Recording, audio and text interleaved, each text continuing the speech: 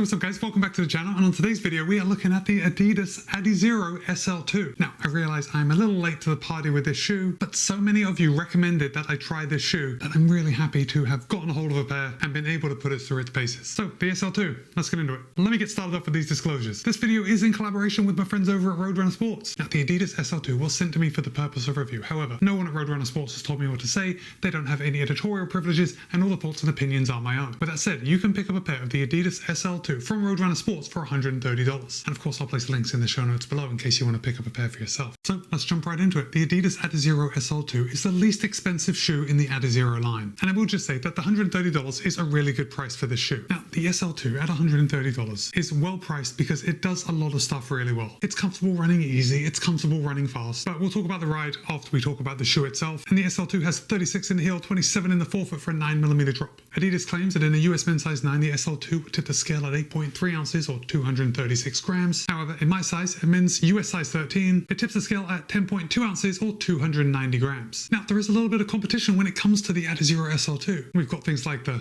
Hoka Rincon 4, which is $5 cheaper at $125 and weighs a little less at 276 grams in my size. Then we've got the Brooks Hyperion 2, which weighs quite a bit less at 241 grams compared to the 290 grams, but is also quite a bit more expensive at $140. Well, $10, it's really not that much. But I think maybe in another video we'll do a shootout between all three of these. Back to the SL2. Now I didn't run in the original SL, but that won't stop me telling you what Adidas has changed to make the SL2 just a little better. Now Adidas has updated the upper. We have a new softer engineered mesh. This new upper has improved breathability and targeted support. That targeted support is seen with different weaves on different parts of the upper. And you know how that works. Basically the upper has different weaves in different places, so it stretches in certain directions and basically conforms to your foot nicely. The SL2 did all of that. It fit me really well. Now as far as sizing goes, the SL2 does fit true to size. This is a men's size 13. I wear a men's size 13 in most shoes, and in the past where I found some Adidas shoes to be a little narrow, I didn't have that feeling with the SL2. I actually found this toe box to be very comfortable and it felt like I had plenty of room. Now maybe that's a different story if you had slightly wider feet than me, but I found it to be a very comfortable shoe. I absolutely love the padding around the heel collar. It is a really thick bolster, and I say really thick. It's not overly thick, and it feels like when I'm in there kind of touching it all around, it feels like it's only in exactly the right places. And the padding starts slightly below the rim and it's about a centimeter thick, and it wraps all the way around the back, including right in the back of your heel. So it feels really good and really comfortable and really locked in. I had no issues with heel slip in the SL2. The heel counter is semi-rigid. I mean, it feels when it's on your foot and you don't have heel slip, it feels like a rigid heel counter,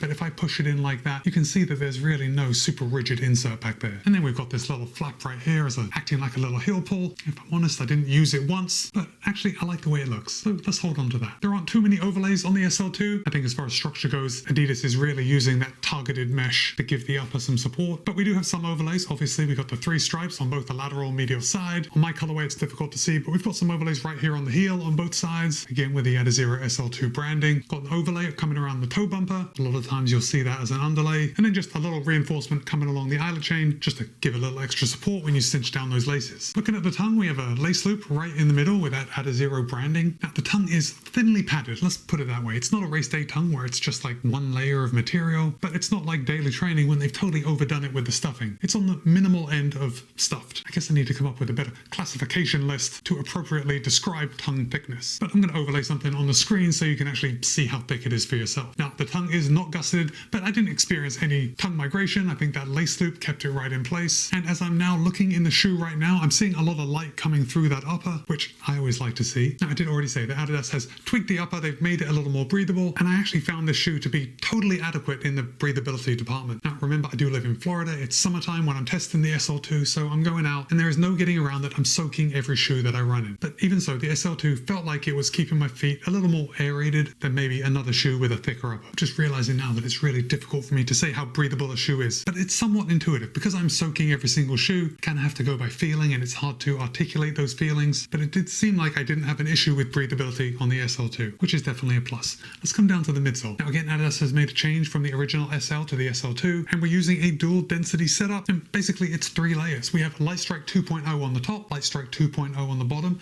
and that Lightstrike 2.0 is creating a Lightstrike Pro sandwich. That's right, we have a full layer of Lightstrike Pro running from toe to heel. And obviously, you know Lightstrike Pro, it's Adidas's super responsive race day foam. It's light, it's snappy, and it really adds something to the SL2. And then finally, if we come down to the outsole, we can see we've got a good amount of outsole rubber coverage. Now, this isn't Continental rubber. It's definitely going to be some less expensive rubber compound, but if I'm perfectly honest, I didn't experience any slippage out on the run. I did take it out in the rain, didn't experience anything negative, and you know what? I bet if you gave me a shoe with this rubber compound and Continental rubber compound, I don't think I'd be able to tell the difference. But all that to say, I think this gave appropriate grip, and I do like how much rubber coverage there is, even if the weight is a little more than some of the competition. But you can also see we've got these 3 windows and then another little window in the back, so you can just peek in and see that Lightstrike Pro. It's good to be reminded of all that goodness that's on the inside. Well, now we've come down to the ride, and I tell you, before I put the shoe on, because of the amount of Lightstrike 2.0 that was in the shoe, I did expect it to ride a little firm, right? I don't mind a shoe that's a little firmer when I'm actually picking up the pace,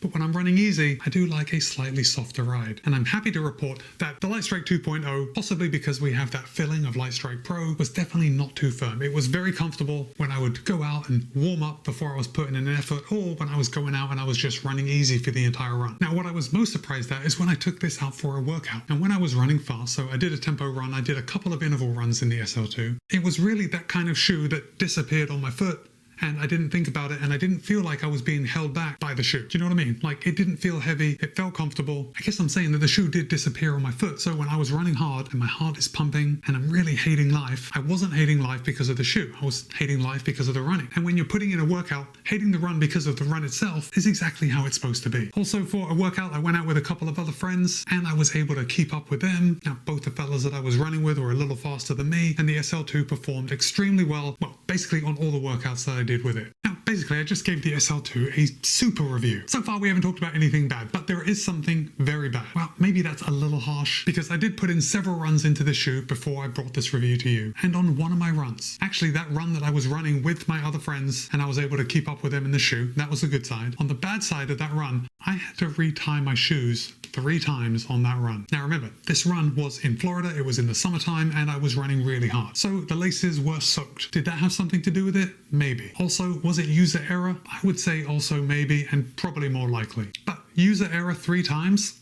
I don't know. So of course, when I came home from that run, I did look at the laces, and you know, the laces are nothing special, but really, are laces that special? Generally speaking, no. I do still think that every shoe needs to have lock-in laces, you know, those serrated laces. I love that because the laces lock together and they never come untied. Now, because I had to tie these 3 times on the same run, and after I felt them, they just, I don't know, maybe feel a little slick. So if you have run in the SL2, this is what I want to hear from you. Have you had trouble with the laces coming untied? Oh, and I should tell you that I always, I never, do not double tie my laces. Was that double negative confusing? I always double knot my laces, is what I'm trying to say. And yet, even though I did that 3 times, they still came untied. Of course, after that run, I did go out for another run, and I didn't experience it. Remember, it was just on that one run, so maybe it was a fluke. I don't know. Anyway, I don't want you to judge this shoe based on one run that I had to retie the laces. As far as the shoe goes, for $130, it is extremely well priced. And I know some people are not going to like this next bit, but I actually like the SL2 better than the Supernova Rise and the Boston 12. I can just hear the collective gasp. I know, the Boston 12 is such a loved shoe. There is more Lightstrike Pro, there's energy rods, it's a lighter, more breathable upper, and yet I still think I prefer the SL2. And then, when we consider that the SL2 is only $130, I think it's definitely a shoe to take a look at. But now I want to hear from you. Have you run in the SL2? Or how about this? Have you run in the Boston and the SL2? Which one did you prefer? Drop a comment and let me know. And with that, it's Matt B. This has been my review of the Adidas Adizero SL2. Be kind, be happy, run well. I'll see you in a couple of days.